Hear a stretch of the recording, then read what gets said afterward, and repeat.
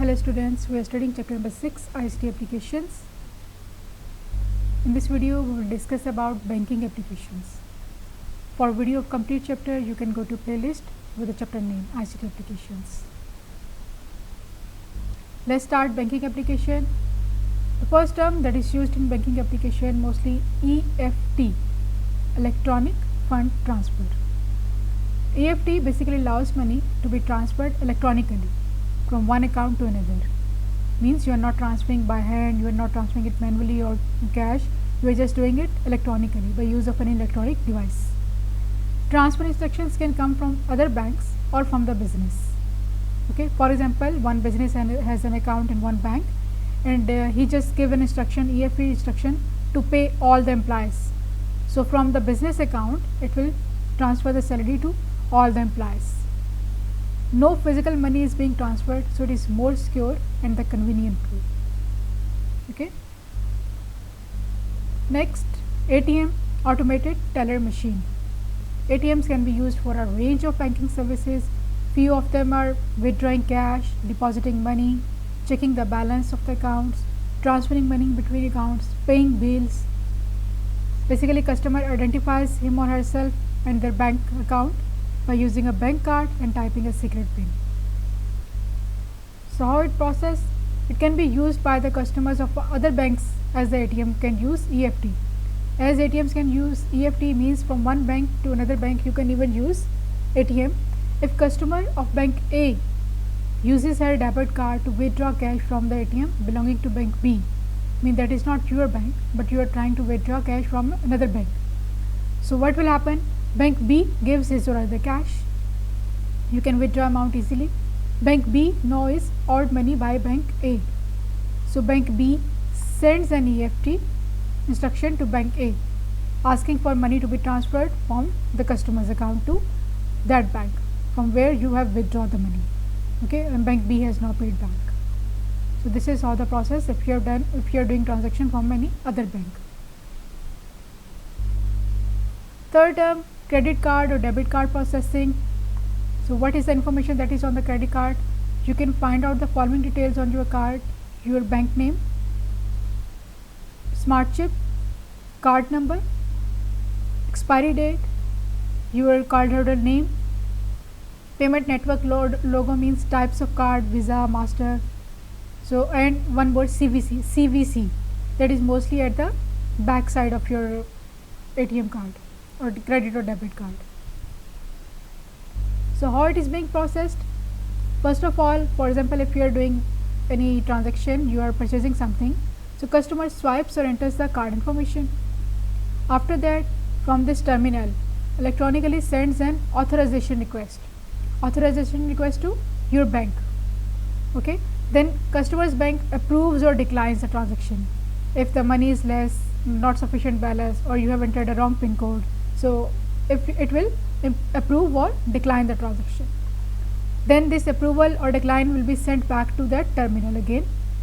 Okay, if it is approved, then merchant sends transaction for settlement to the processor.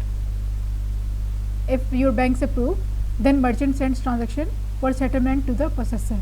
After that, processor deposits funds to merchant account from your account to merchant account. So this is all process going to take place. Next term is used clearing checks. Clearing checks, what is the process? The money sender takes a check from a checkbook and writes a check. What information can be written on the check? Your check amount, recipient name, the date. Mostly the date is valid for 6 months from the date of issue. After that, the recipient takes a check to their bank. The bank then requests for authorization and the funds from the money sender's account. This step is known as clearing. Okay, the bank then requests for authorization and the funds from the money sender's account. If there are sufficient funds in the sender account and the check is valid, mean there is no ambiguity, then money sender's bank clears the check and sends the funds to the recipient's bank. Once the recipient's bank receives the funds, it transfers the funds to the recipient bank account. Bank will receive and transfer to your account. This whole process usually take up 4 to 5 working days. Okay, so what is the information that can be on the check? Your bank name, your name, your account number, your check number, money in words, money in amount, amount in numbers, date, check number, signature, and bank account number. So this information you can find on the check. Next term is internet banking. Customers use a computer and connect to the bank's secure encrypted website, where they log in usually with a username or password. Mostly the bank websites are encrypted, which means if you enter the password, it is secure. Okay, customer can use the online banking system.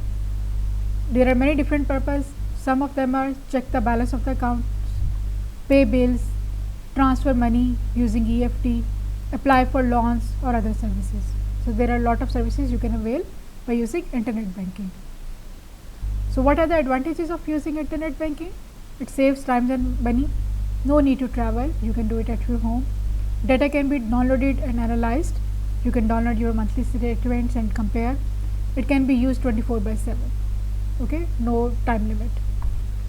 Disadvantages for using internet banking: it requires computer and internet connection. You cannot avail personal service or guidance. For example, if you are confused in something, so you cannot avail the personal service. Account can be hacked. Unemployment, because you are doing automatically yourself by using the internet, so it will lead to the unemployment. And the last one is telephone banking. This is similar to internet banking but does not require a computer, only a normal telephone. Okay, this system works by call the bank's telephone banking number. You enter your account details using the phone number keys, enter your PIN or secret code.